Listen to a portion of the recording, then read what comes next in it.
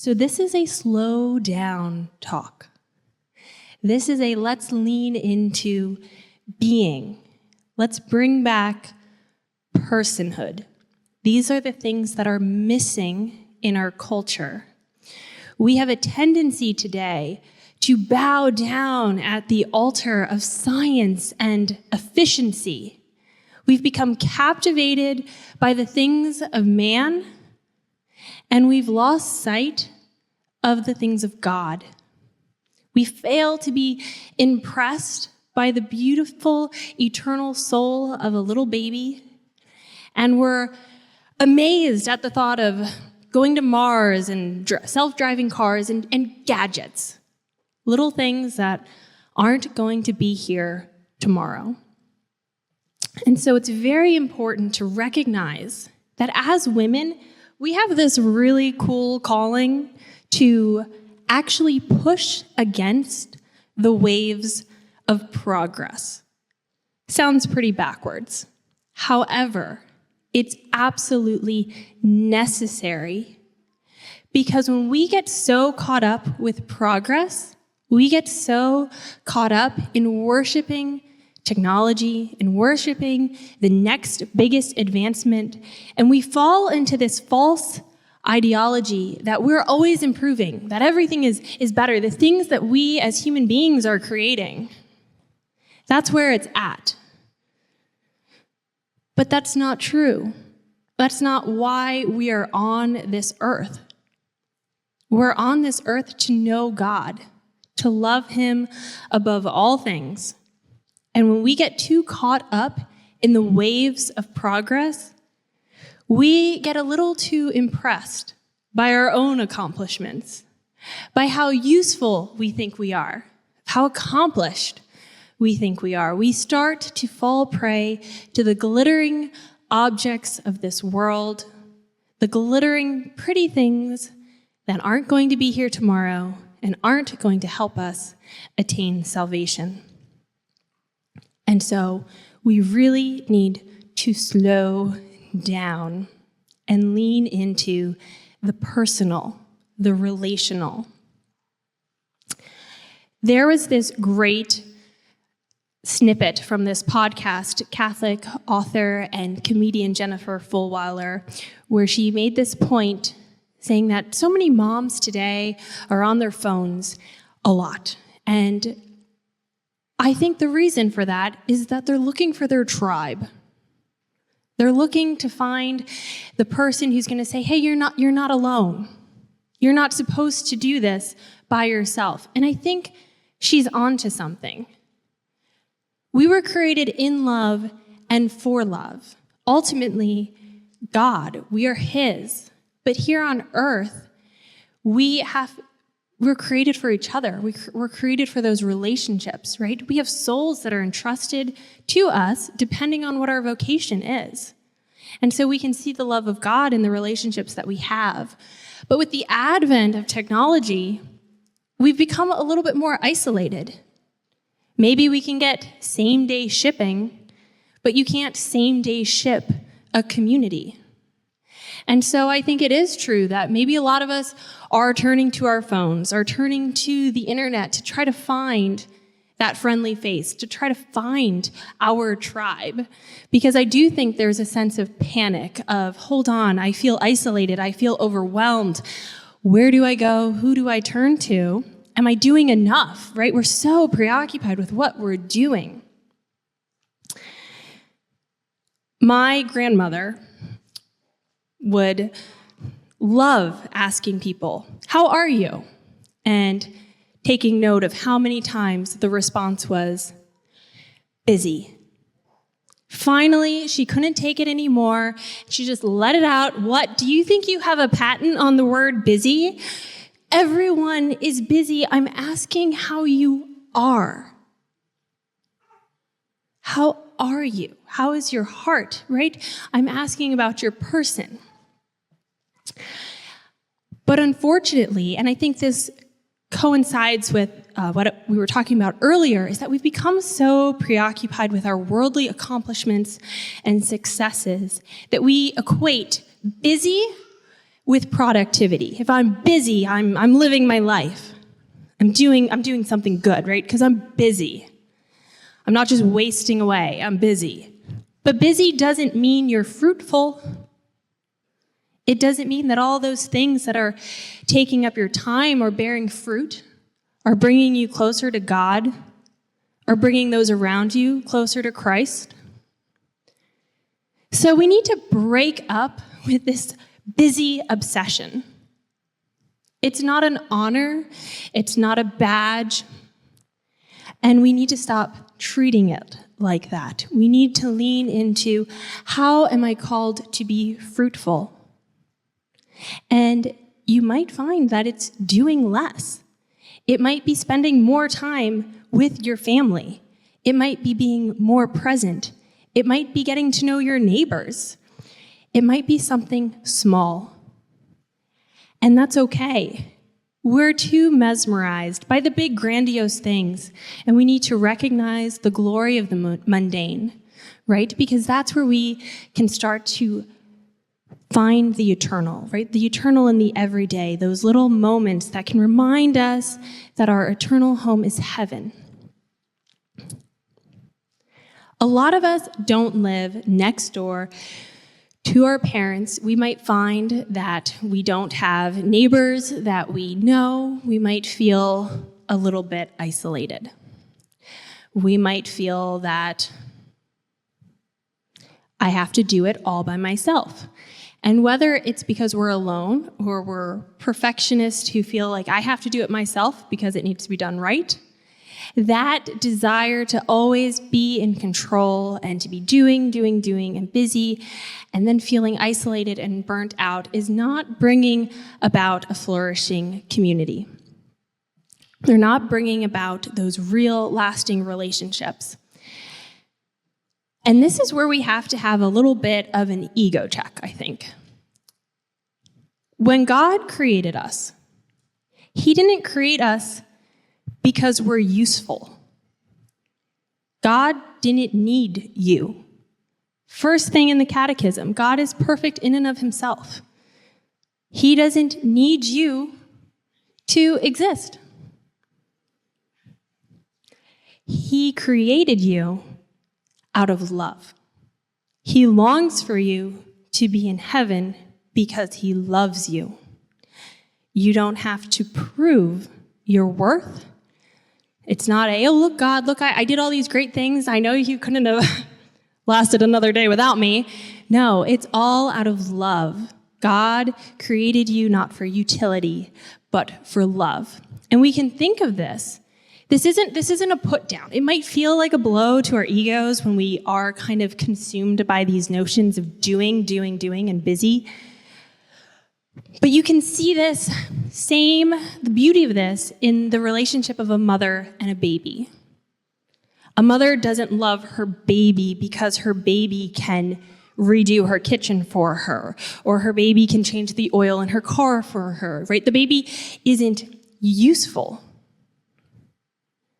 But the baby is good and worthy of being loved. And that is why the mother loves her baby. She delights in the baby's existence because the baby is good. The end. So that ache, that need that we might feel to be busy and to do it all might actually be a huge stumbling block in our spiritual life, in the way that we view our relationships, because that most important relationship, the relationship that we have with our Heavenly Father, might be based on a feeling of, well, I need to prove that I'm worthy of your love, right? I need to do all the things, and then you'll like me, and then I can be, who it is that you want me to be. But God is practical. God is a realist, right? He doesn't love the you of tomorrow. He's not saying, I will love you when you finally have your house clean. I will love you when you finally give up that one vice that you keep talking about giving up. He loves you right now, and He sees the you of right now as being worthy of His love. And the you of this very moment is the you that is called to be a saint. And we need to start there. We need to start with that relationship, and we need to put the noise of the world, the noise of you have to do more, the pressure, the what are you proving, how are you, have you done enough, the busy, the chaos, we have to put that aside. We have to be less mesmerized by the fleeting glory of this world, because if we're too caught up in that, well, wouldn't it be a shame to miss the eternal glory of God? So, how do we build our village? First, it's leaning into charity. And that, of course, is the love of God. It's correcting that relationship first. In recognizing that we are loved by God, we belong to Him, and then we love those around us for His sake. Depending on our vocation, God will entrust certain souls to us. It may be an aging relative. It may be students if you are a teacher, your children if you are a mother, and so forth and so on.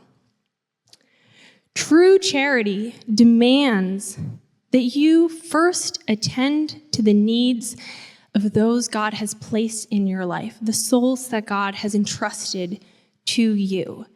We have to be careful because, again, I think there's sometimes that grandiose desire to say, yeah, I want to help. I want to build my community.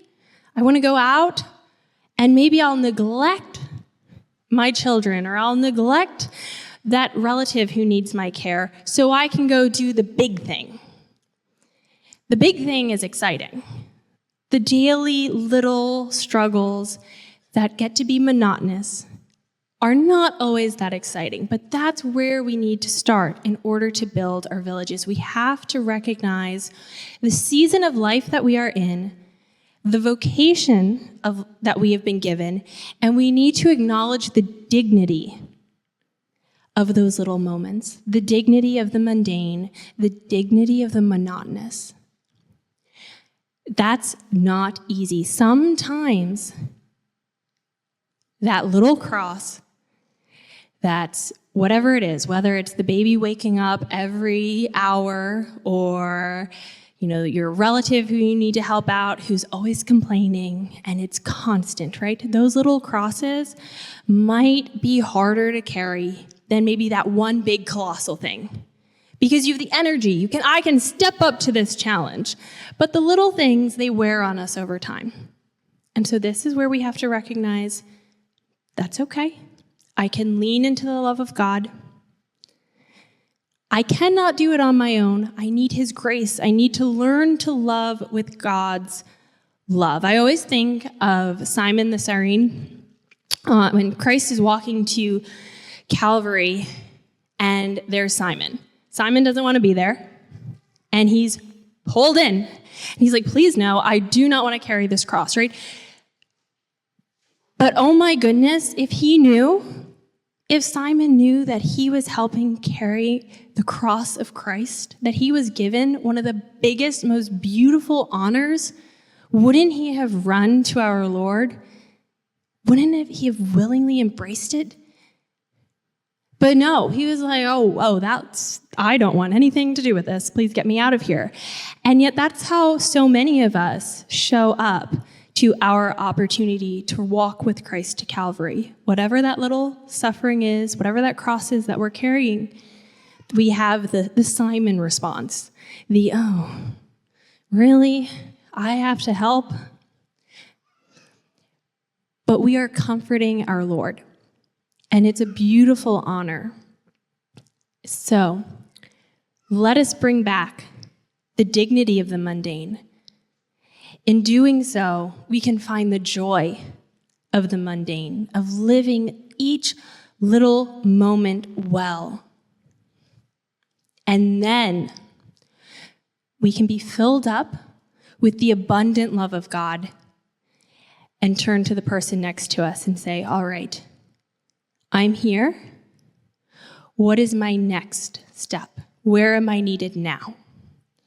Right? Because sometimes when we take God out of it and we think, let me help everybody, let me do the right thing, we get swept away again in the busy thing. And then we burn out And then we don't have the energy to take care of the people that we need to take care of. Maybe it's our children, our spouse, whomever it is. We are running on empty. And I think we see this a lot, again, in our cultures. People are just busy and empty.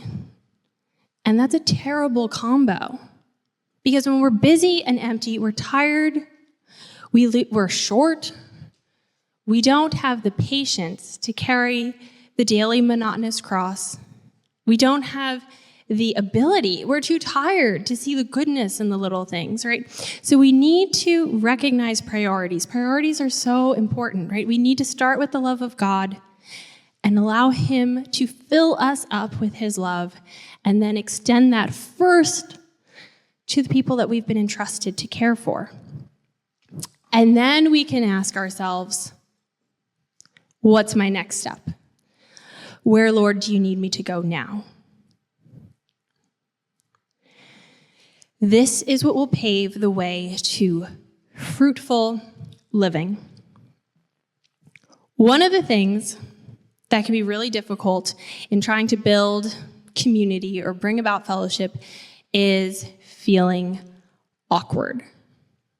So you're trying to take care of your family. You're like, all right, I got my priorities in line, and you know what? I think this new mom who just moved into town maybe needs a friend. She seems a little alone. And then you start thinking, well, that would be really awkward if I just went over. She might not actually want that. And we overthink. We start thinking, do I want to be that person, right? Do I want to be the person who's rejected?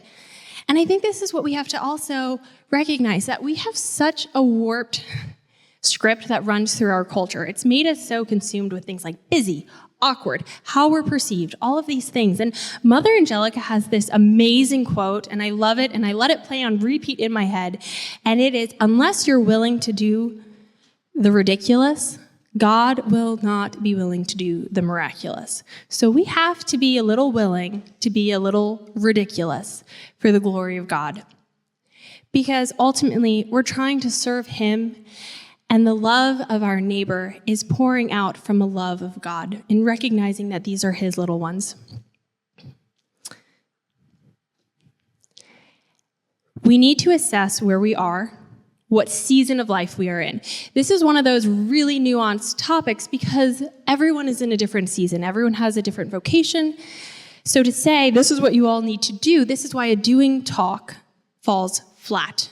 I can't get up here and tell you what to do because I don't know your specific situation or your vocation.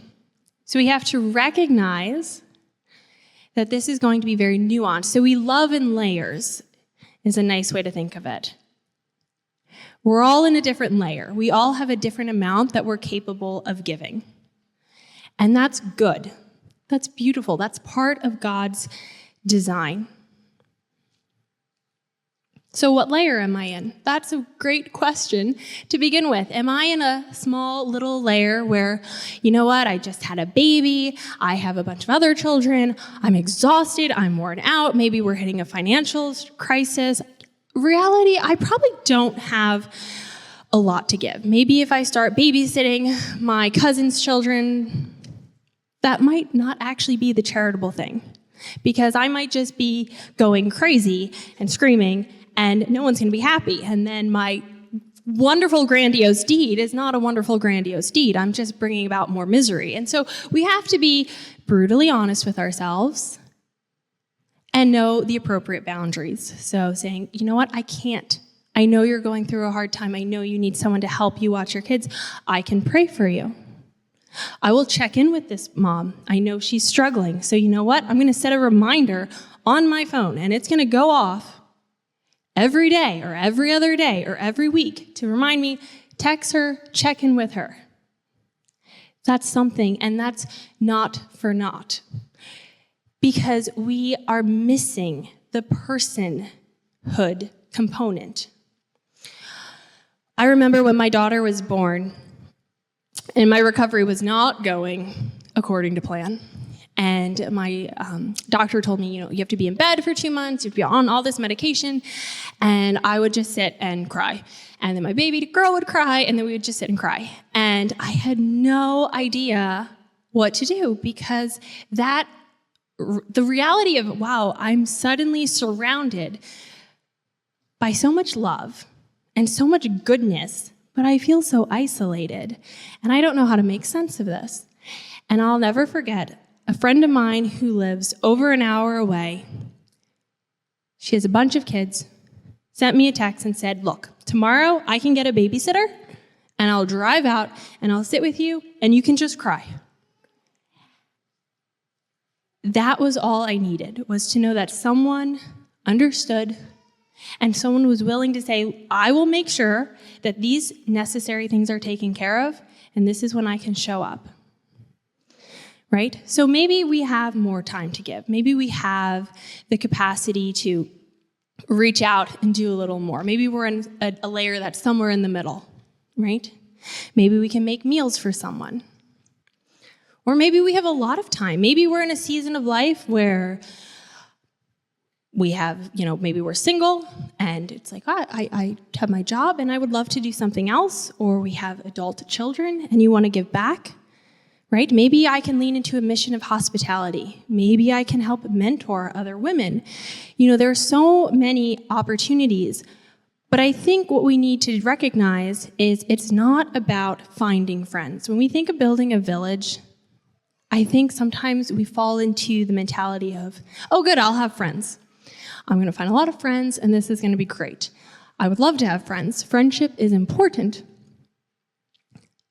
But this is the wrong way of thinking, because once again, I think when we take it from that perspective of me and what I want, right? I want friends. We start to worry about the awkward, who's going to show up. And when I started up the Feminine Project, for example, not many people would show up. There would be times where it's like, oh, hi, it's just one other person here. But slowly, more and more women started to show up. And I think that's where we have to recognize it's not about finding friends, it's about being a friend. Because when we recognize that our goal is to be a friend, is to live love, to recognize that we are loved by God and that we can then extend that love to those around us, we're not worried about the rejection. We're not worried about, oh, are they going to like me? Are they going to think I'm weird? And maybe, probably someone is, but that's okay.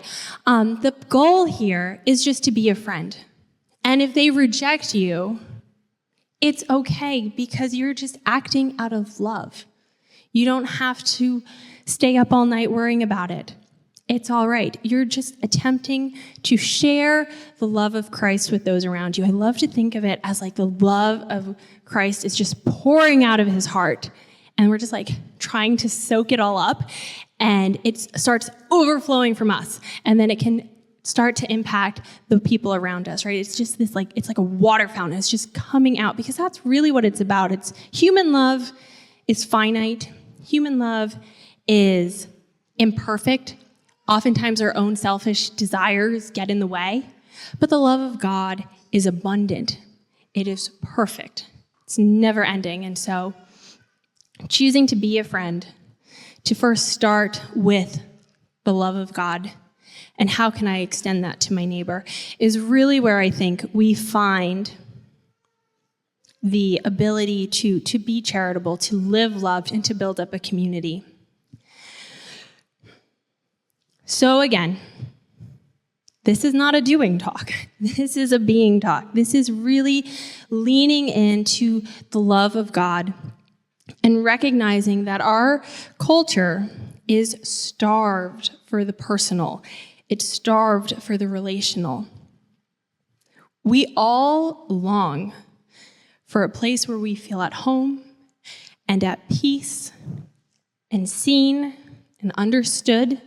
And those desires are good because ultimately they should propel us towards heaven, right? Because that's ultimately what we're seeking. We're seeking God who fully knows us and loves us. But that's what we get to do as women is we can be a small mirror of that love of God. We can reflect that in a very small but powerful way by revealing his tenderness. So we start with, what season am I in? And be radically honest, right? Go through it. Where am I in life? How old am I? What's my vocation? Do I have children? What's going on? Is my work grueling and terrible, or do I have time? Like, be honest. Or am I wrestling with acedia? What is that? It's the sense of malaise when you know that maybe there's something you ought to do, but you just can't do it. There's such a sense of resistance. It's like, I thought that would be good. And you don't have a clear reason. It's just this overwhelming sense of, it's not going to happen. Acedia is a real problem. It's a form of sloth. We think of sloth a lot of times as being lazy, but you can be slothful and be really busy. I remember a few years ago, I was a new wife, and I had this huge to-do list. I was like, this is how I'll be a great wife. And quite frankly, I don't really love a lot of the domestic duties, like laundry and cleaning and all that stuff. So that is my confession. And I remember talking to an older woman who was a dear friend and really being a mentor to me in this moment. And I said to her, I don't even know how to do this, because I make these to-do lists and they're colossal. You wouldn't believe them. So obviously I don't get everything done in the day. And she called me out immediately. She said, Anne, go get your to-do list. I would like to look at it. I was like, okay. So I brought it forward. I was like, yeah, see? There's a lot of stuff on there. And she read through it and looked at me and said, no, this is reasonable. I was like, what? She said, I think the reality is maybe you're prioritizing the things you want to do, the tasks you enjoy, and putting off the ones you don't like to do. I was like, oh. And that was exactly what was happening. And that's a form of sloth. So up until that point, I never thought I was slothful. I'm like, I'm busy. I was one of those people. Busy doing the things I like and busy procrastinating on the things I don't like. That is also a form of acedia. It's that unwillingness to do the things that we know we ought to do. It's that malaise, that sense of just yuck when you see the laundry room or whatever it may be. And that's where we have to really buckle up, right? And say, okay, these are the things I need to do. And that can extend to building our community. I think sometimes when we live in isolation and we can have online relationships, right? We can get on Facebook or Instagram or whatever else there is, and we can connect that way. And then we think about, oh, it would be nice if I invited the moms over and... No. There's no reason. If someone asked you why, it would just be like, oh, yeah, It's that malaise that seeps in, especially when we're used to everything being so efficient. This is another problem of living in a culture that's so obsessed with being efficient, with what's the greatest, latest advancement, right? We get really bored with the quiet rituals that make life beautiful. But these are the things we need to bring back. Those quiet rituals that not just bring color and warmth to our own homes, but also to those around us. We might initially have the feeling of whatever we want to call that, malaise, acedia, or just yuck, but it's okay. We can get through that. We can say, Jesus, I do this for love of you, and then turn that into a prayer, which is awesome. And once we start doing those things, we start leaning into the fruitful rituals, the things that bring about community, the things that foster love and warmth. It has to start within our own homes. Maybe it's slowing down. Maybe you're going through a hectic season and think, you know what? I'm just going to bake scones today. Because you know what? There's nothing useful in scones, but there's something good. They bring delight. Maybe this can be a teaching moment to my children, and I can invite them into the kitchen. This is going to be a delight to my spouse when he gets home from work. It's not efficient. It's going to messy up my kitchen that I don't like cleaning 10 times a day. But it's okay. These are good rituals. These are the life-sustaining hobbies that we can bring into our homes and into the world around us. And I think when we start getting back to that, right? We talk about how important women are and being feminine and motherhood is. Well, the quiet rituals that sustain us are also important, right? If we're too caught up in being busy and chaos, we're not going to have time. We're not going to have time to lean into those things that cultivate beauty in the everyday. We're not going to have time to figure out how to live each moment well because we're too busy letting each moment fly by. We want to be the village, and being the village means being a friend. It's recognizing the season that you're in, what it is that you have to give. This is not a grandiose charge. This might be your widow's mite. You might recognize, you know what? I can't be there, but I could call this person. I could bake them something. I can sit with someone who maybe just needs a friend. And you might be thinking, this isn't colossal. But if we remember the story of the widow's mite who gave all that she had, even though in the eyes of the world it didn't look like much, our Lord praised her because she gave all that she could. So some practical ways that we can start to figure out how to find those lasting rituals, those rituals that bring about warmth, that foster friendship. I have a few ideas, but again, it's not all-encompassing because we're all in different seasons. But after we think about where our capacities lie, am I in a season of scarcity or in abundance? We can start to set about a rhythm of life. St. Benedict has his rule of life. And one thing I've come to realize is that it's so important to have a rhythm. You can call it a rule. I like to call it a rhythm because interruptions always happen. And the rhythm part allows me to be less discouraged by whatever those interruptions may be. But having a rhythm of life that allows you to slow down. I think sometimes we just need to give ourselves permission to slow down, to bake the scones, to spend time with the people that matter. I can't tell you how many times I've heard someone say, oh, I had a lovely time on Saturday, but oh my goodness, now I'm so behind and da-da-da-da-da-da. It's like, really? That's where the priority lies, is all the tasks and phone calls and work that you're behind in? So building that rhythm, setting the appropriate boundaries where they need to be, right? This isn't activism. I think sometimes we can get really excited and we're going to go out and build this community, and we're just riding those emotions.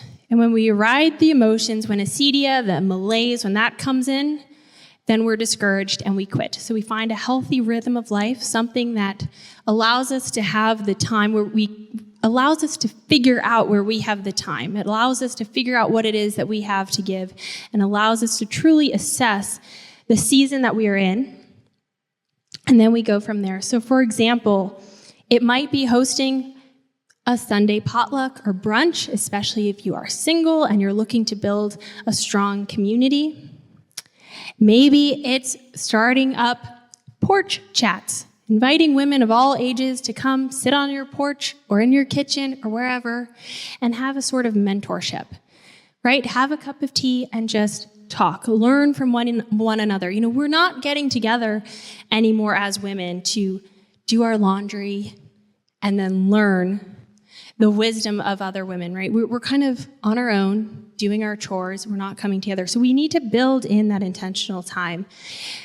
If you're a mom starting up public play dates, oftentimes parishes are very open to letting you come and use their rooms for play dates or finding public parks, things like that, but something that keeps you connected with those around you. If you're older and you're thinking, you know what, my children have grown, but I really know that my maternal calling is still here. And I want to lean into hospitality, right? I want to maybe open up my home, or perhaps I would like to volunteer more or start a group of women who are also in a similar season as I am, where we can get together and learn from one another. There are so many things that we can do. And again, it's so nuanced because everyone's in a different season. Everyone's going through something different. You may be in a season of scarcity or abundance, but really asking yourself, okay, where am I and what's the need? Can I fill that need in some capacity, whether it's just in a little way, a little bit bigger, or in a really big way? Whatever it is good. Right? But it's using our time wisely. In the Bible, it says we're going to have to account for how we spent our time. So let's use that time in love. Let's not get distracted by the things that aren't going to be here tomorrow, but rather let's cultivate the beauty in the mundane, and in doing so, build up our villages. Thank y'all.